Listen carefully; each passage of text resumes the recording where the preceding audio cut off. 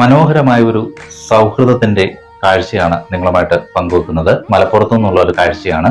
മുഹമ്മദ് ഇർഷാദ് എന്ന് പറയുന്ന ഒരു സഹോദരനാണ് ഈ വീഡിയോ ഇൻസ്റ്റാഗ്രാമിൽ പങ്കുവച്ചിരിക്കുന്നത്.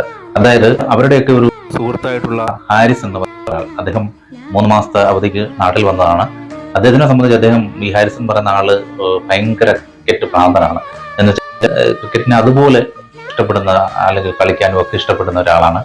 അവർ നാട്ടിൽ വന്നപ്പോൾ ടൂർണമെന്റും മറ്റുമൊക്കെ സംഘടിപ്പിച്ചിരുന്നു. അങ്ങനെ 3 മാസത്തെ അവധി കഴിഞ്ഞ് ഹാരിസിന് മടങ്ങി പോകണം. അപ്പോൾ രാത്രിയിൽ, തലേദിവസം രാത്രിയിൽ കൂട്ടുകാരെല്ലാം അവർ സ്ഥിരം കളിക്കുന്ന ഗ്രൗണ്ടിൽ ഒത്തുകൂടി 10-40ഓളം ആളുകളുണ്ടായിരുന്നു, കൂട്ടുകാരുണ്ടായിരുന്നു. അവരെല്ലാം കൂടെ ഒത്തുകൂടിയിരുന്നപ്പോൾ ഹാരിസിനോട് പറയുകയാണ്, ഹാരിസ് നാളെ മടങ്ങി പോകല്ലേ, ഹാരിസിന് നാട്ടിൽ അവസാനമായിട്ട് നിൽക്കുന്ന ഈ ഒരു ദിവസം ക്രിക്കറ്റ് കളിക്കണമെന്ന് ചോദിച്ചു. അപ്പോൾ ഹാരിസിന് സന്തോഷമായി, ഹാരിസിന് കളിക്കണമെന്ന് ആഗ്രഹമുണ്ട്, പക്ഷേ രാത്രിയാണ്, ഇവിടെ ലൈറ്റൊന്നും ഇല്ലല്ലോ എന്ന് ഹാരിസ് പറഞ്ഞു. പെട്ടെന്ന് ഈ സുഹൃത്തുക്കൾ ചെയ്ത് എന്താണെന്ന് അറിയും. അടുത്ത ദിവസം അബുദാബിയിലേക്ക് പോകുന്ന ആ ഒരു സുഹൃത്തിനെ സന്തോഷത്തോടെ ആഗ്രഹം സാധിപ്പിച്ച് യാത്ര അയക്കണമെന്നുള്ളതായിരുന്നു മറ്റു കൂട്ടുകാരുടെയൊക്കെ ഒരു ലക്ഷ്യം. അവർ പിന്നെ ഒന്നും നോക്കിയില്ല, അവരവരുടെ ബൈക്കുകൾ നേരെ ഗ്രൗണ്ടിന് ചുറ്റും അങ്ങോട്ട് നിരത്തി ലൈറ്റ് ഓണാക്കി. എന്നിട്ട് ഹാരിസിന്റെ ആഗ്രഹം ഒന്ന് സാധിച്ചു കൊടുക്കും. ആ വീഡിയോ നമ്മൾ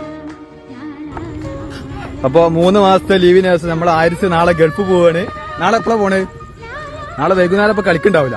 അപ്പോൾ അവനക്ക് ഇന്ന് രാത്രി കളിക്കാനൊരു പൂതി. അപ്പോൾ അവന്റെ ആഗ്രഹം നിറവേറ്റാൻ വേണ്ടിയിട്ട് ഞങ്ങൾ കണ്ടില്ലെന്ന് ഇവിടെ ഫ്ലഡ് ലൈറ്റ് ഒക്കെ വെച്ചു കൊടുത്തിട്ടുണ്ട്. ഫ്ലഡ് ലൈറ്റ് എന്താണെന്നുള്ളത് ഞാൻ കാണിച്ചു തരാം. ഹാരിസിനെ യാത്രയാക്കാൻ വേണ്ടിയിട്ട് ഗ്രൗണ്ട് നിറച്ച് വണ്ടികൾ കൊടുത്തിട്ട് അതിന്റെ വെളിച്ചത്തിലാണ് ഹാരിസിന് കളിക്കുന്നത്. വിടവാങ്ങൽ ഗംഭീരമാക്കാൻ ഹാരിസ് സ്ട്രൈക്ക് ചെയ്യുന്നു. ആ ഹാരിസ് എന്ന് പറഞ്ഞ സഹോദരന്റെ മുഖത്തുണ്ടായ ഒരു സന്തോഷം കണ്ടു. ഇതൊക്കെയാണ് സൗഹൃദം എന്ന് പറയുന്നത്, അല്ലേ?